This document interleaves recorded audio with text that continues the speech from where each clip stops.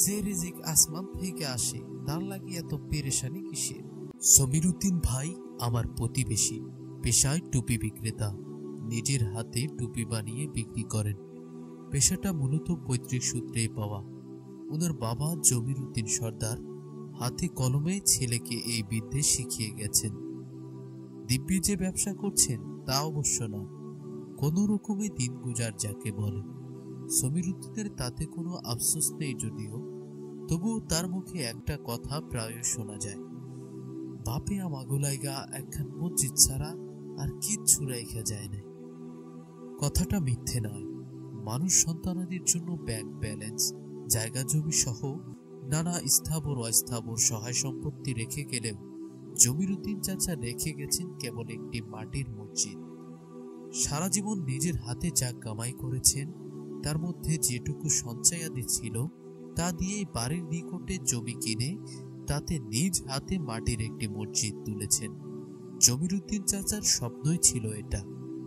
আমরা তখনও অনেক ছোট। দেখতাম চাচা সারাদিন হেঁটে হেঁটে টুপি বেচতেন, সাথে থাকতো সমীর উদ্দিন। আমাদের দেখলেই চাচা হাত ছেড়ে বলতেন, ও বাজানেরা, আমি মসজিদ বানাইতেছি একখান, তোমরা নামাজ পড়তে আইসো, কিন্তু আইলেই তোমাকে লজেন্স দিব। লজেন্সের লোভে আমরা চাচার মসজিদটা দেখতে যেতে চাইতাম, কিন্তু বাবা পাগড়া দিত, বলতো জমির পাগলার কথা হইল না, খাইতে ভাত পায় না আবার হাতে বানাইব মসজিদ, ব্যাঙ্গের হইছে গিয়া সর্দি জ্বর, লজেন্সের লোভ দেখাইয়া তোমাগরে নিয়ে হাটে বেচে দিব কইলা। ছেলে ধরে নিয়ে বেচে দেওয়ার একটা রটনা তখনও গ্রামাঞ্চলে মানুষের মুখে মুখে প্রচলিত ছিল। হঠাৎ হঠাৎ শোনা যেত অমুক বাড়ির অমুকের ছেলেকে ভর দুপুরে ছেলে ধরা নিয়ে গেছে। সারা তল্লাটে হইচই পড়ে যেত। বাবা মায়েরা আমাদের উপর বাড়িয়ে দিত বাড়তি নজরদারি। দুপুরের ঘুম তুলে রেখে মাঠ দাপিয়ে বেড়ানোর আমাদের যে আদিম উৎসব, সেই উৎসব চুলোয় যায় এই ছেলে ধরা গুজবের তোপে। কি সকাল, কি দুপুর বা বিকেল, বাচ্চা কাচ্চারা বাইরে বেরোনোই যেন ভুলে গেল। চাপা একটা ভয়ে শীতল হয়ে থাকে সারা গ্রাম। বাইরে বেরোলেই বিপদ। ওত পেতে আছে ছেলে ধরার দল, কিন্তু সেই ছেলে ধরার দলকে কেউ কোনোদিন চোখের দেখা আর দেখল না। কেবল মানুষের মুখে মুখেই ছড়িয়ে পড়েছিল তাদের খ্যাতির বাহার। জমির উদ্দিন চাচা লজেন্সের লোভ দেখিয়ে আমাদের হাটে বেচে দেবে, বাবার এই কথা আমার বিশ্বাস হলো না। যে লোক টুপি বেচে, যে লোকের মাথায় টুপি, মুখে লম্বা দাড়ি, সে লোক মিথ্যে কথা বলতে পারে? সে লোক ছেলে ধরা হতে পারে? এক দুপুরে বাড়ির সকলের চোখ ফাঁকি দিয়ে আমি বেরিয়ে পড়লাম জমির উদ্দিন চাচার বানানো মসজিদ দেখতে। আমাদের পাশাপাশি বাড়ি হলেও মাঝখানে রয়েছে একটা মৃত প্রায় নদী। এককালে ভরা যমুনা নদীটি এখন তার ধ্বংসাবশেষ নিয়ে কোনো মতে এখানে টিকে আছে। যদিও মৃত প্রায় নদী, স্রোতের বালাই নেই কোনো, তবুও একসিনা পানি তাতে বর্তমান থাকে সর্বদা। সেই পানির গা জুড়ে বসতি করে থাকে অসংখ্য কচুরিপানা। এই একসিনা পানি ডিঙিয়ে কচুরিপানার আস্তরণ সরাতে সরাতে জমির চাচার মসজিদ দেখতে যাওয়ার কোনোই মানে হয় না। আমি অন্য পথ ধরলাম। আধক্রোশ পথ ঘুরে ঠিক পৌঁছে গেলাম জমির উদ্দিন চাচার বাড়িতে।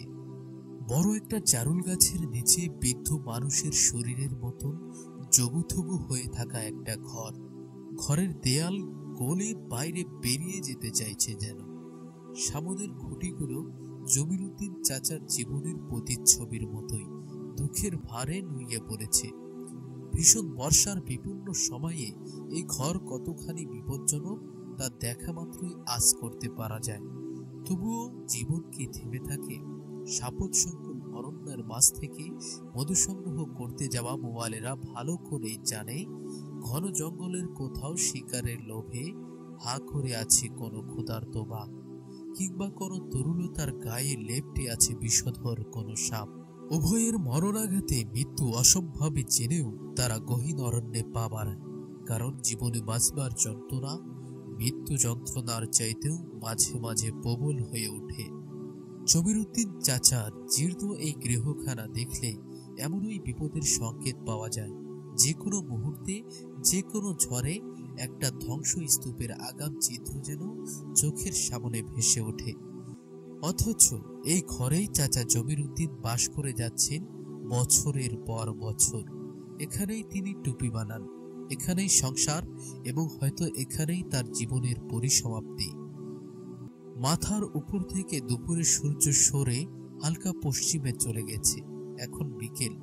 আমি দেখলাম সমীর উদ্দিনকে সাথে নিয়ে ঘর থেকে বেরিয়ে এলেন জমির উদ্দিন চাচা। একজনের হাতে কোদাল আর অন্যজনের হাতে বড় একটা পাতিল। আমাকে দেখে চিনে ফেলল সমীর উদ্দিন। বয়স তখন কত আর হবে, 13 বা 14। সমীর উদ্দিন আমাকে হাতের ইশারায় কাছে ডাকলো। আমি কাছে এলে জমির উদ্দিন চাচা বললেন, কাশিমের বাপের পোলা না তুমি? আমি স্ফীত হেসে বললাম, যে চাচা। মসজিদ দেখবার আইসো? হ চাচা। মাশাআল্লাহ মাশাআল্লাহ। সমীর, পকেটে লজেন্স আসেনি?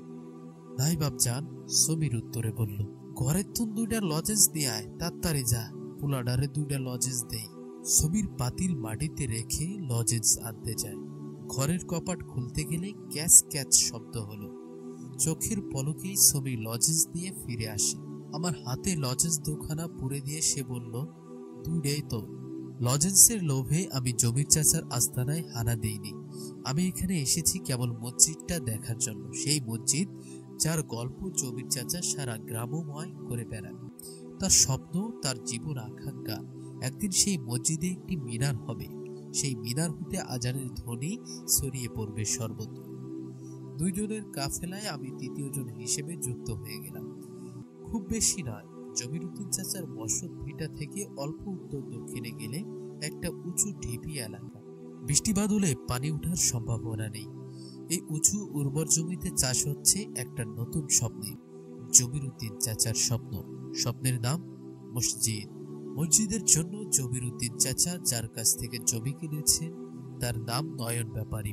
আমরা হাঁটতে হাঁটতে সেই উঁচু ঢিবি এলাকায় এসে দেখি গলায় গামছা ঝুলিয়ে নয়ন ব্যাপারী বসে আছে। তার ঠোঁট দুটো রক্তজবা ফুলের মতন লাল। আমাদের দেখে সে মুখ থেকে পানের পিক ফেলে জোর গলায় বলল, আইসো জমির উদ্দিন? হ মিয়া ভাই। তোমার মসজিদ কদ্দূর? এই তো হইয়া যাইব। কই, কিছুই তো সহে দেহি না। জমির উদ্দিন চাচা হাসে, এসে বলে, সময় হইলেই দেখা যাব মিয়া ভাই। কথাগুলো বলে জমির উদ্দিন চাচা সমীর উদ্দিন আর আমাকে নিয়ে একটু তফাতে চলে এলেন। বুঝতে পারলাম এটাই সেই মসজিদের জায়গা। সমীর উদ্দিন চাচা খানিকক্ষণ একদৃষ্টে জায়গাটার দিকে তাকিয়ে রইলেন। এরপর সমীর উদ্দিনকে উদ্দেশ্য করে বললেন, কাজে লাগা পড়বাজান। কাজে লেগে গেল বাপ বেটা দুজনেই। জমির উদ্দিন চাচা কোদাল দিয়ে মাটি সমান করে, আর উদ্দিত মাটি পাতিলে ভরে দূরে ফেলে আসে সমীর উদ্দিন। কখনো সমীর উদ্দিন করে চাচা মাথায় বয়ে দিয়ে যায় মাটি। খানিক বাদে আবার দেখা মিলল নয়ন ব্যাপারীর। কাঁধে সেই গামছা ঝোলানো। ব্যাপারীর বৈশিষ্ট্যই বোধ করি এরকম। নয়ন ব্যাপারী বলল, আমি কই কি জমির উদ্দিন, মসজিদ বানাইবার চিন্তাটা তুমি বাদ দাও। নয়ন ব্যাপারীর কথায় কোনো উত্তর করে না জমির উদ্দিন চাচা, এক মনে নিজের কাজ করে যাচ্ছে। নয়ন ব্যাপারী আবার বলল, মসজিদ বানাইব মহল্লার মানুষে মিল্লা, তুমি একাই মসজিদ বানাইবা কিল্লাই? এতে তোমার ফায়দা কি জমির উদ্দিন? তার চাইতে তুমি একখান কাজ করো, জমিখানায় আবাদ করো, ফসল লাগাও, সবজি লাগাও। ফসলাদি বেচা তোমার আরামে দিন কাটবো। টুপি বেচা আর কয় টাকা কামাও কও তো? মাথা তুলে নয়ন ব্যাপারীর দিকে তাকান জমির উদ্দিন চাচা। তার চাহনিতে স্বপ্নে ভর করে চলার এক অদম্য স্পৃহা। স্বপ্নকে জলাঞ্জলি দেওয়ার প্রস্তাব সেই স্পৃহায় যেন আগুন ধরিয়ে দিল। সেই আগুনের সবটুকু পারলে জমির উদ্দিন চাচা চোখ ভরে বেরিয়ে আসে, কিন্তু আসে না। চাচা ধৈর্য ধরে আর বলে, ভালো কথাই কইছেন মিয়া ভাই, তাই মসজিদ বানানোর চাইতে বড় আরামের কাজ আর কি আছে কম? এটাই তো লাভের ব্যবসা।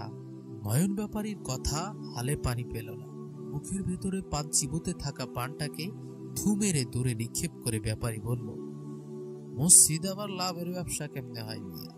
জমির উদ্দিন চাচা হাসল, স্ফীত হাসি। হেসে বলল, সব লাভ কি আর চোখে দেখাম যায় মিয়া ভাই? চাচার কথায় দমে যায় না ব্যাপারী। পুনরায় বলে, তোমার কথাবার্তা বুঝি না বাপু, তোমার ভালো লাগে কইছিলাম, পোলামাইয়ার ভবিষ্যৎ আছে, তুমি বুড়া হইছ, নিজের সারা জীবনের সম্বল দিয়া যাও একখান জমি জুড়াইলা, সেইখানে আবার মসজিদ বান্ধবের চোখ। তুমি চোখ বুঝার পরে এই পোলামাইয়া গো দেখবো কেডায়, সেই কথা কোনোদিন ভাবছনি মিয়া? আবারও মাথা তুলে তাকায় জমির উদ্দিন চাচা। তার মুখে এখনো সেই মধুর স্ফীত হাসি। হাসিটা আনন্দের না তাচ্ছিল্যের বোঝা যাচ্ছে না। চাচা মুখে হাসি ধরে রেখেই বলল, ব্যাপারী ভাই, আমারে যেমনে আল্লাহ দেখতেছে, আমার পোলা মাইয়া করেও আল্লাহ দেখবো। হাত পাও নিয়া যখন জন্মাইছে আল্লাহর জমিনে, তাগো জন্মি কি আর খাউনের অভাব হইব? আমার বাপে চইলা গেল এমনে কইরা, আমিও যাই, আমার পোলাপানও চইলা যাইব ইনশাআল্লাহ। জমির উদ্দিন চাচার কথাগুলো গভীর মনোযোগ দিয়ে শুনলাম। বেশ নতুন কিছু কথা, এমন কথা আমার কিশোর মন এর আগে কখনোই শোনেনি। জমির উদ্দিন শুনেছি কি বলতে পারছি না। জমির চাচা ওখানেই থেমে গেলে পারতেন, কিন্তু তিনি থামলেন না, বলে যেতে লাগলেন অনর্গল, আল্লাহ কোরআনে কি কইছে হুনো নাই মিয়া ভাই? আল্লাহ কইছেন, যারাই আল্লাহর উপর ভরসা করব তাগো লাইগা আল্লাহ এমন জায়গা থেকে রিজিক পাঠাইব যা মানুষ চিন্তাও করার পারবো না। এটাই আল্লাহর ওয়াদা। আল্লাহর ওয়াদা কি মিথ্যা হয় কও? আমি আল্লাহর উপরেই ভরসা করছি। আমার সন্তানদের জন্য আমার টুপি বেচার ব্যবসায় শুই, ওই ব্যবসাতে আমার যা আয় হয় তা দিয়েই আমি চলব।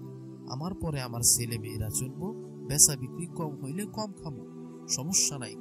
কিন্তু আল্লাহর ঘর বানানির যে স্বপ্ন দেখছি মিয়া ভাই, এই স্বপ্ন পুরা না কইরা মইরা গেলে বড় আফসোস থেকে যায়। দমে যাবার পাত্র নয় নয়ন ব্যাপারী।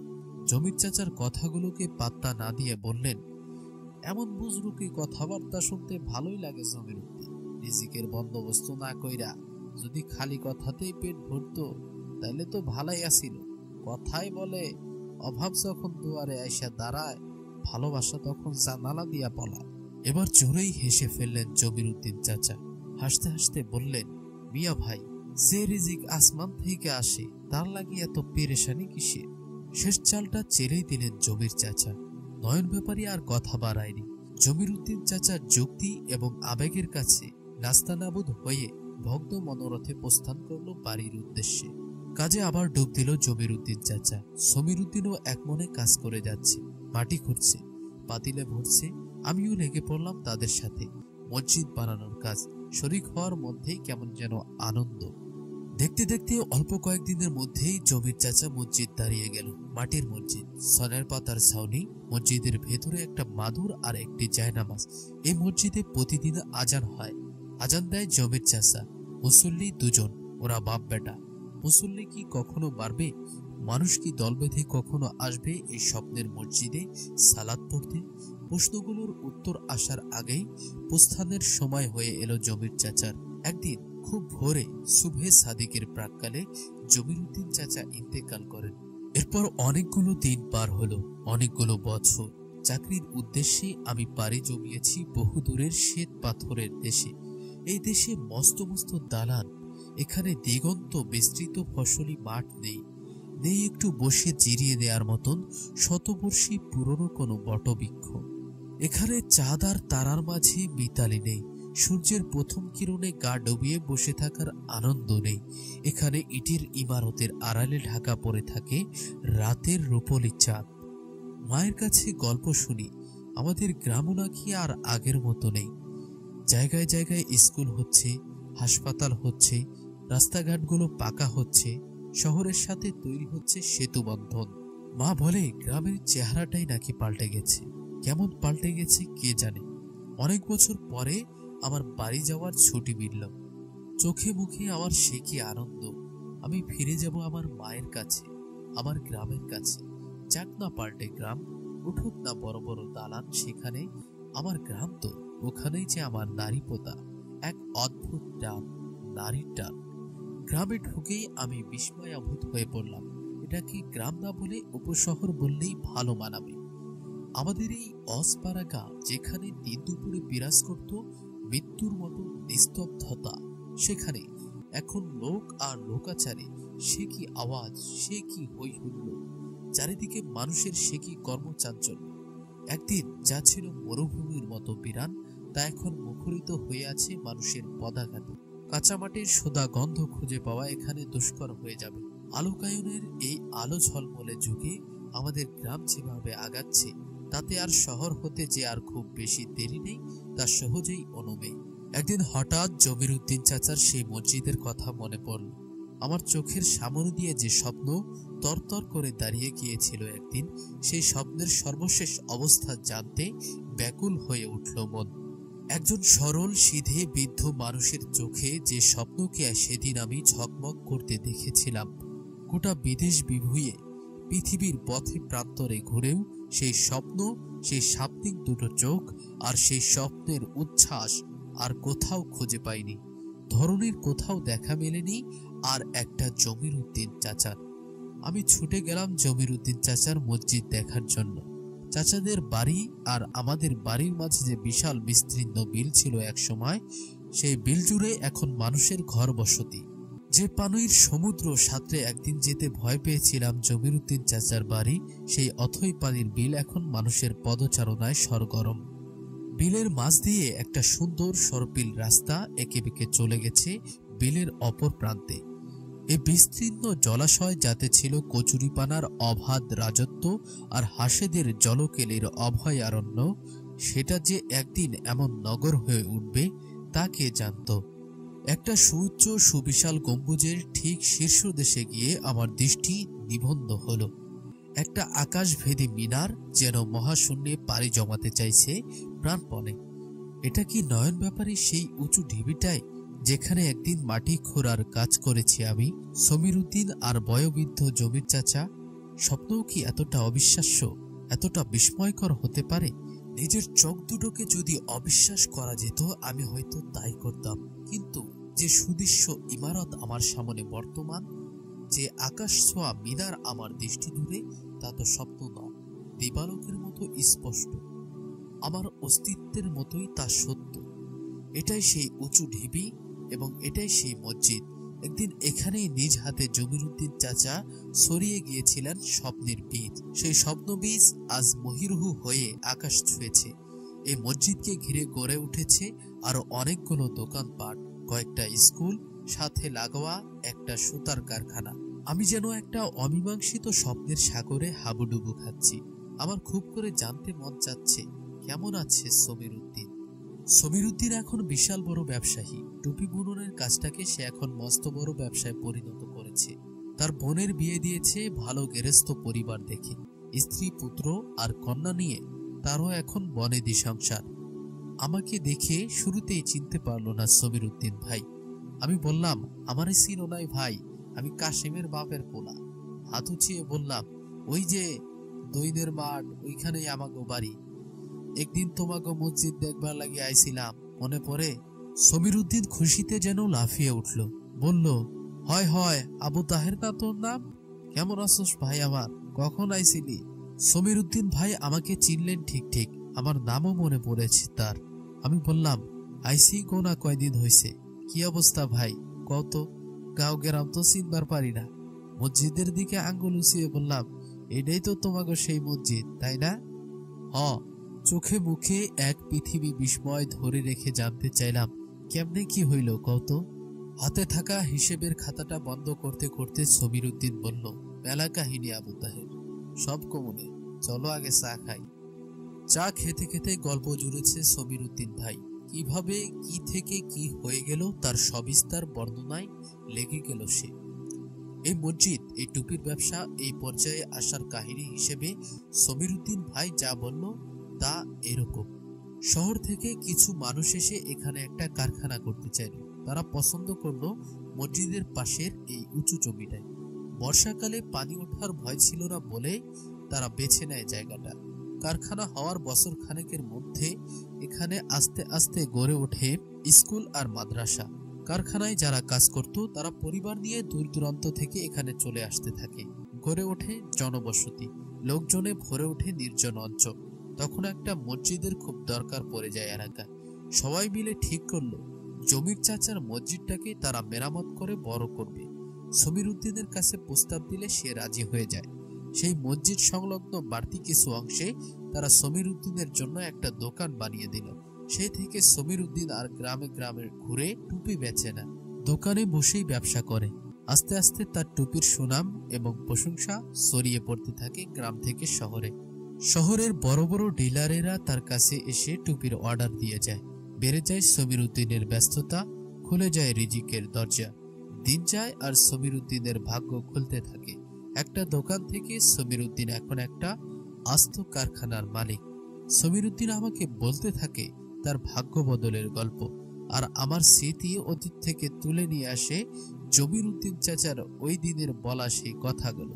চাচা একদিন নয়ন ব্যাপারীর চোখে চোখ রেখে পরম ভরসার পারদ বুকে নিয়ে বলেছিলেন, আল্লাহ কোরআনে কি কইছে হুনো নাই মিয়া ভাই?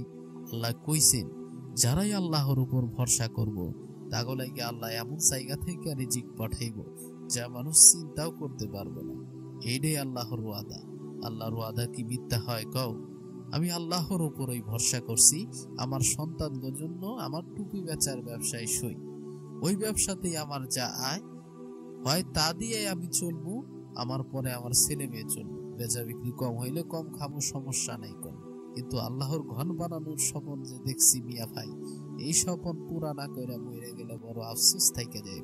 ধুমায়িত চায়ের কাপে চুমুক দিচ্ছি আর মনে পড়ছে নয়ন ব্যাপারীকে বলা জমির চাচার শেষ কথাগুলো। সত্যিই তো, যে রিজিক আসমান থেকে আসে তা লাগিয়া তো পেরেশানি কিসের।